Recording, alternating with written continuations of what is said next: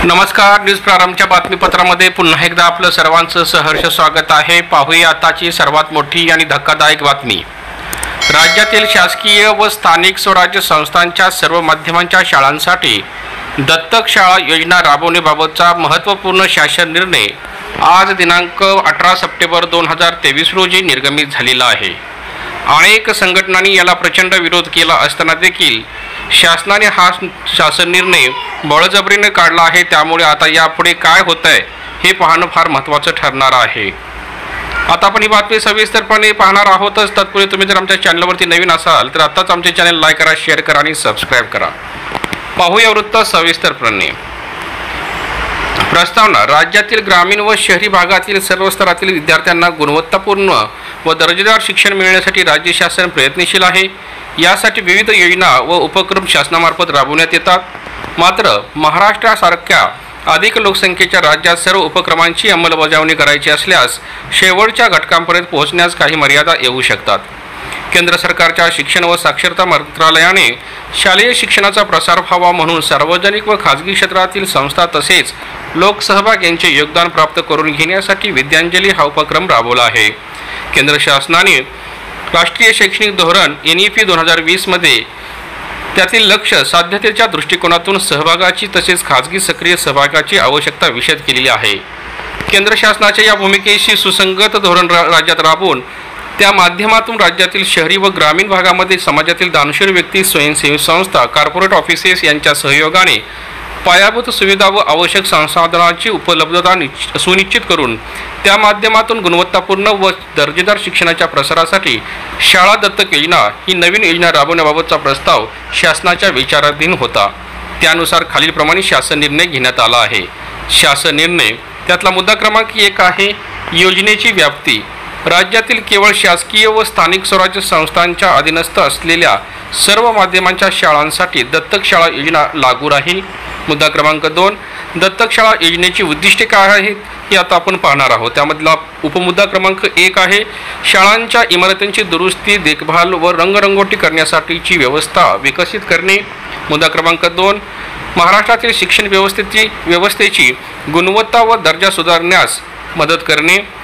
मुद्दा क्रमांक 3 विद्यार्थ्यांच्या नोंदणीचे प्रमाण वाढवून त्यायोगे शिक्षणाचा सर्वदूर प्रसार करणे। मुद्दा क्रमांक 4 दर्जेदार शिक्षणाच्या सर्वदूर प्रसारासाठी आवश्यक संसाधनांची जुळवणी करणे। आणि मुद्दा क्रमांक 5 गुणवत्तापूर्ण शिक्षणाबरोबरच आरोग्य, स्वच्छता, आधुनिक तंत्रज्ञानाचा वापर, क्रीडा, कौशल्य इत्यादी उद्दिष्टे साध्य करण्यासाठी प्रयत्न करणे। यातला मुख्य मुद्दा क्रमांक 3 आहे दत्तक शाळा योजनेच्या समन्वयासाठी समन्वय समित्यांचे गठन करणे। यातला उपमुद्दा क्रमांक 1 आहे या योजनेचे समन्वयन व काही अंशी संचलन प्रभावपणे होण्यासाठी खालीलप्रमाणे राज्यस्तरीय समन्वय समिती व क्षेत्रीय समन्वय समिती यांचे गठन करण्यास मान्यता प्रदान करण्यात येत आहे। यातील 3.1.1 हा मुद्दा आहे राज्यस्तरीय समन्वय समिती। यामध्ये कोण कोण असणार आहेत हे आपण पाहणार आहोत। या समितीची रचना खालीलप्रमाणे असेल। मुद्दा क्रमांक 1 आयुक्त शिक्षण आयुक्तालय महाराष्ट्र राज्य पुणे हे अध्यक्ष असतील। 2 संचालक राज्य शैक्षणिक संशोधन व प्रशिक्षण परिषद महाराष्ट्र राज्य पुणे हे सदस्य असतील।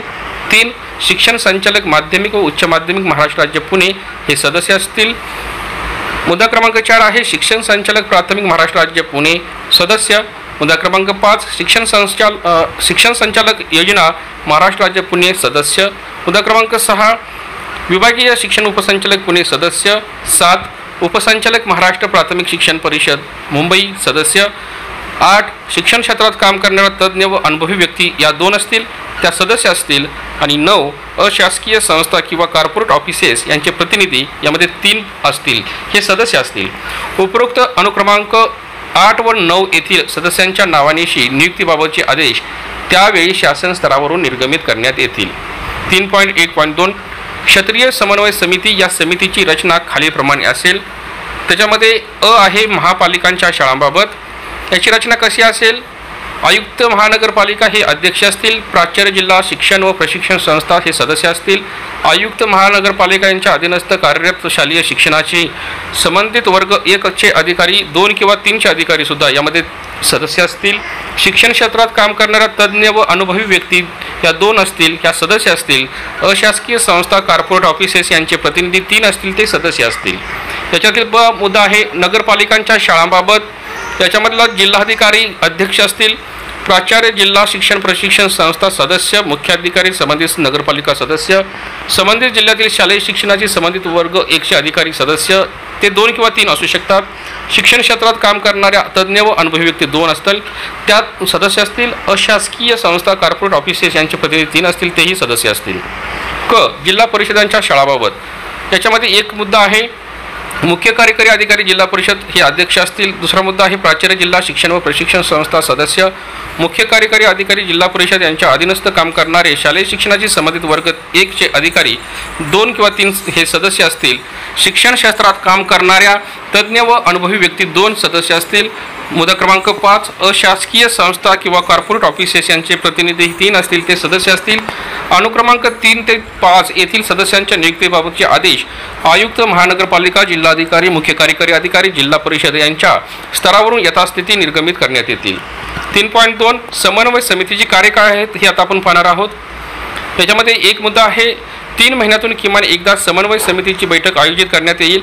राज्यस्तरीय समन्वय समिती ही जबाबदारी आयुक्त शिक्षण यांची, तर क्षेत्रीय समन्वय समितीबाबत ही जबाबदारी प्रकरण परत्वे आयुक्त, महानगरपालिका, जिल्हाधिकारी, मुख्य कार्यकारी अधिकारी, जिल्हा परिषद यांची असेल. मुद्दा क्रमांक 2 प्राप्त झालेल्या प्रस्तावांची सखोल छाननी करून प्रस्ताव मान्य अथवा अमान्य करणे. मुद्दा क्रमांक 3 प्रस्ताव स्वीकृतीबाबत सर्वसाधारण निकष निश्चित करणे. 4 स्वीकृत करण्यात आलेल्या प्रस्तावांच्या अनुषंगाने करावयाच्या कारनाम्यात सर्वसाधारण मानके विचारात घेऊन अटी व शर्तीचे निर्धारण करणे. मुद्दा क्रमांक 5 समन्वय समितीला या योजनेच्या प्रशासकीय व तांत्रिक बाबीवर निर्णय घेण्याचा अधिकार असेल. 6 स्वीकृत करण्यात आलेल्या प्रस्तावांच्या अनुषंगाने करारनाम्यावर स्वाक्षरी करण्यासाठी योग्य त्या अधिकाऱ्यास प्राधिकृत करणे. 7 दत्तक घेण्यात आलेल्या शाळांचे डाएटमार्फत मूल्यमापन करणे. 8 शाळा दत्तक योजनेत अधिकाधिक देणगीदार सहभागी व्हावेत म्हणून या योजनेस व्यापक प्रसिद्धी देण्यासाठी आवश्यक त्या उपाययोजना करणे. क्षेत्रीय समन्वय समितीच्या प्रमुखांनी, जबाबदार अधिकाऱ्यांनी तसेच त्या शाळेच्या प्रशासनाने स्थानिक वर्तमानपत्रात जाहिराती, भित्तिपत्रके, समाज माध्यमाचा प्रभावी वापर इत्यादी मार्गांचा अवलंब करून योजनेस पुरेशी प्रसिद्धी देणे आवश्यक राहील. याच्यातला मुख्य मुद्दा 4 आहे दत्तक शाळा योजनेचे स्वरूप काय असेल. त्यामध्ये एक मुद्दा आहे समाजातील दानशूर व्यक्ती, सार्वजनिक व खाजगी क्षेत्रातील उपक्रमी, अशासकीय स्वयंसेवी संस्था, कॉर्पोरेट ऑफिसेस इत्यादी घटक यापुढे त्यांचा उल्लेख देणगीदार असा करण्यात आला आहे. राज्यातील कोणतीही एक अथवा त्यापेक्षा अधिक शासकीय स्थानिक स्वराज्य संस्थांच्या अधीनस्थ शाळा 5 वर्ष अथवा 10 वर्ष या कालावधीसाठी दत्तक घेऊ शकतील.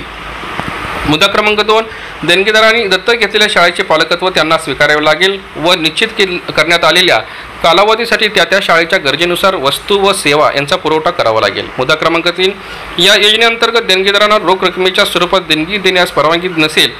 केवळ वस्तू व सेवा या स्वरूपातच देणगी देता येईल. शाळांच्या गरजांनुसार त्यांना आवश्यक वस्तू व सेवांची प्रातिनिधिक यादी परिशिष्ट अ म्हणून या शासन निर्णयासोबत जोडण्यात येत आहे. ही यादी प्रातिनिधिक स्वरूपाची असून त्यात समाविष्ट नसलेल्या व शाळेच्या सर्वांगीण विकासासाठी आवश्यक असलेल्या इतर नाविन्यपूर्ण व कालानुरूप आवश्यक वस्तू व सेवांचा पुरवठा देखील देणगीदारास करता येईल. मुद्दा क्रमांक 4 देणगीदारांची पात्रता. त्यामधला उपमुद्दा 1 आहे सार्वजनिक व खाजगी क्षेत्रातील उपक्रमी, कॉर्पोरेट ऑफिसेस यांना कंपनी सामाजिक दायित्व CSR या माध्यमातून देणगीदार म्हणून या योजनेत सहभागी व्हायचे असल्यास त्यांच्याकडे CSR प्रमाणपत्र असणे आवश्यक राहील. अशा देणगीदाराची सेबी या संस्थेकडे शेअर बाजारातील नोंदणीकृत संस्था म्हणून नोंद असणे आवश्यक राहील. त्याचप्रमाणे CSR संदर्भात कंपनी अधिनियम 2013 मध्ये वेळोवेळी करण्यात आलेल्या तरतुदींचे त्यांनी पालन केलेले असावे. मुद्दा क्रमांक 2 अशासकीय संस्था, स्वयंसेवी संस्था तसेच सेवाभावी संस्था यांना सदर योजनेत सहभागी होण्यासाठी धर्मदाय आयुक्तांकडे नोंद केलेली असणे आवश्यक असेल.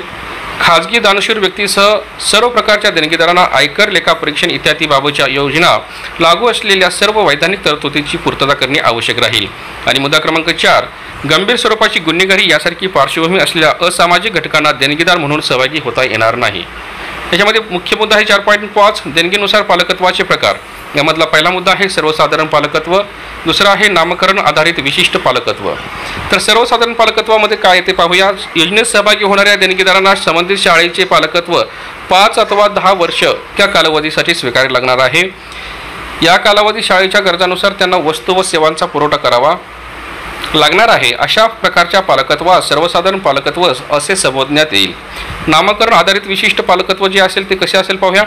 वरीलप्रमाणे योजनेत सहभागी झालेल्या देणगीदारांची विहित केलेल्या कालावधीत पुरवलेल्या वस्तू व सेवांचे मूल्य खालीलप्रमाणे विचारात घेऊन त्यांनी इच्छा व्यक्त केल्यास त्या कालावधीसाठी देणगीदारांनी सुचवलेले नाव शाळेत देण्यात येईल. सदर नाव शाळेच्या सध्याच्या नावाच्या पूर्वी किंवा नंतर लावता येईल. सध्याच्या प्रचलित नावात बदल करता येणार नाही. कालावधी पूर्ण झाल्यानंतर देणगीदारांनी सुचवलेले नाव शाळेत लावता येणार नाही. याबाबत विहित देणगी देऊन पुन्हा नंतरच्या कालावधीसाठी मुदतवाढ घेता येईल. त्याच्यामध्ये अ व ब वर्ग महानगरपालिका क्षेत्रातील शाळा याच्यासाठी कालावधी आहे 5 वर्ष 2 कोटी रुपये. विहित कालावधीत पुरवायच्या वस्तू व सेवांचे मूल्य 2 कोटी रुपये आहे. तर कालावधी 10 वर्ष असेल तर 3 कोटी त्यासाठी पुरवावे लागतील. त्यानंतर क वर्ग महानगरपालिका क्षेत्रातील कालावधी आहे 5 वर्ष, त्यासाठी 1 कोटी द्यावी लागतील. त्यानंतर 10 वर्षांसाठी 2 कोटी रुपये द्यावे लागतील. ड वर्ग महानगरपालिका नगरपरिषदा ग्रामीण भागातील शाळा यांच्यासाठी 5 वर्षासाठी असेल तर 50 लक्ष आणि 10 वर्षासाठी असेल तर 1 कोटी रुपये तुम्हाला त्यासाठी द्यावे लागणार आहेत. म्हणजे त्या कंपन्याला त्या ठिकाणी द्यावे लागणार आहेत. योजनेची कार्यपद्धती कशी असेल त्यामधला पहिला मुद्दा आहे इच्छुक देणगीदार संबंधित शाळेशी संपर्क साधून त्यांच्या गरजा विचारात घेऊन विहित कालावधीत पुरवायच्या वस्तू व सेवा यांचे निर्धारण करतील. त्यानंतर या वस्तू व सेवांचे बाजारभावानुसार अंदाजे मूल्य निश्चित करून सदर शाळा दत्तक घेण्यास आपण इच्छुक असल्याचा प्रस्ताव त्या शाळेच्या प्रशासनास सादर करेल. सदर प्रस्तावात शाळा 5 वर्षे किंवा 10 वर्षे यापैकी कोणत्या कालावधीसाठी दत्तक घेण्यात येणार आहे याचा स्पष्ट उल्लेख असेल. प्रस्तावासोबत उपरोक्त परिशिष्ट क्रमांक व 4.4 मध्ये नमूद पात्रता धारण करीत असल्याबाबतची आवश्यक प्रमाणपत्रे सादर करणे आवश्यक राहील. 2. संबंधित शाळेचे प्रशासन आपल्या अभिप्रायासह सदर प्रस्ताव योग्य त्या मार्गाने समन्वय समिती सादर करतील. जर विहित करण्यात आलेल्या कालावधीत पुरवायच्या वस्तू व सेवांची मूल्य 1 कोटी हून अधिक असेल असे प्रस्ताव आयुक्त शिक्षण यांच्यामार्फत राज्यस्तरीय समन्वय समिती सादर करण्यात येतील. रुपये 1 कोटीहून कमी मूल्य असलेले प्रस्ताव शाळेच्या प्रशासनास विहित मार्गाने क्षेत्रीय समन्वय समिती सादर करता येतील. समन्वय समितीच्या बैठकीत प्रस्तावाबाबत सविस्तर चर्चा करण्यात येईल. प्रस्तावाची सखोल छाननी केल्यानंतर प्रस्ताव स्वीकारावयाचा किंवा कसे याबाबतची समिती निर्णय घेईल. समितीने घेतलेला निर्णय अंतिम असेल. प्रस्ताव स्वीकारावयाचा निर्णय घेतल्यास समिती त्याबाबतचा सामंजस्य करार संबंधित देणगीदाराशी करेल. हा करार करण्यासाठी समिती कोणत्याही अधिकाऱ्यास प्राधिकृत करू शकेल. मुद्दा क्रमांक 5 आहे करारातील अटी व शर्तीचे पालन करणे दोन्ही पक्षांना बंधनकारक असेल. याबाबत कोणत्याही तरतुदीचा भंग झाल्यास सक्षम न्यायालयात दाद मागता येईल. मुद्दा क्रमांक 6 सर्वसाधारण पालकत्व स्वीकारलेल्या देणगीदारास सामंजस्य करार 6 महिने कालावधीची पूर्वसूचना देऊन रद्द करता येईल. तथापि शैक्षणिक सत्र चालू असलेल्या कालावधी कोणत्याही परिस्थितीत करार रद्द करता येणार नाही. नामकरण आधारित विशिष्ट पालकत्व स्वीकारलेल्या देणगीदारास मात्र विहित कालावधीपूर्वी करार रद्द करता येणार नाही. मुख्य मुद्दा क्रमांक 6 आहे योजनेच्या अटी काय आहेत व शर्ती काय आहेत ते आता आपण पाहणार आहोत. त्यामधला मुद्दा क्रमांक 1 आहे पहिली अट व शर्ती आहे देणगीदारास त्यांनी दत्तक घेतलेल्या शाळेचे व्यवस्थापन प्रशासन सहनियंत्रण व प्रचलित कार्यपद्धतीत कोणत्याही प्रकारे हस्तक्षेप करता येणार नाही. मुद्दा क्रमांक 2 आहे देणगीदारामार्फत पुरवण्यात येणाऱ्या वस्तू व सेवांच्या पुरवठ्यानंतर त्यावर त्यांना कोणत्याही प्रकारच्या स्वामित्व हक्काचा दावा करता येणार नाही. मुद्दा क्रमांक 3 देणगीदारामार्फत पुरवण्यात येणाऱ्या वस्तू व सेवांच्या पुरवठ्यामुळे शाळेच्या प्रशासनावर कोणत्याही प्रकारची दायित्वे स्वामित्व निर्माण होणार नाहीत. मुद्दा क्रमांक 4 देणगीदारांनी केलेल्या कामाचे मूल्यमापन करून द्यावे. सदर मूल्यांकनाची पडताळणी क्षेत्रीय समन्वय समितीमार्फत करण्यात येईल. मुद्दा क्रमांक 5 सहभागी देणगीदारांचे सनदी लेखापालामार्फत दरवर्षी लेखापरीक्षण करून तो अहवाल क्षेत्रीय समन्वय समितीस सादर करावा लागेल. मुद्दा क्रमांक 6 देणगीदारांनी पुरवठा केलेल्या वस्तू व सेवांचा खर्च आवर्ती स्वरूपाचा असल्यास कराराच्या कालावधीपर्यंत असा खर्च त्यांना भागवावा लागणार आहे. मुद्दा क्रमांक 7 वस्तू व सेवांचा दर्जा उत्तम राहील याची दक्षता देणगीदारास घ्यावी लागेल.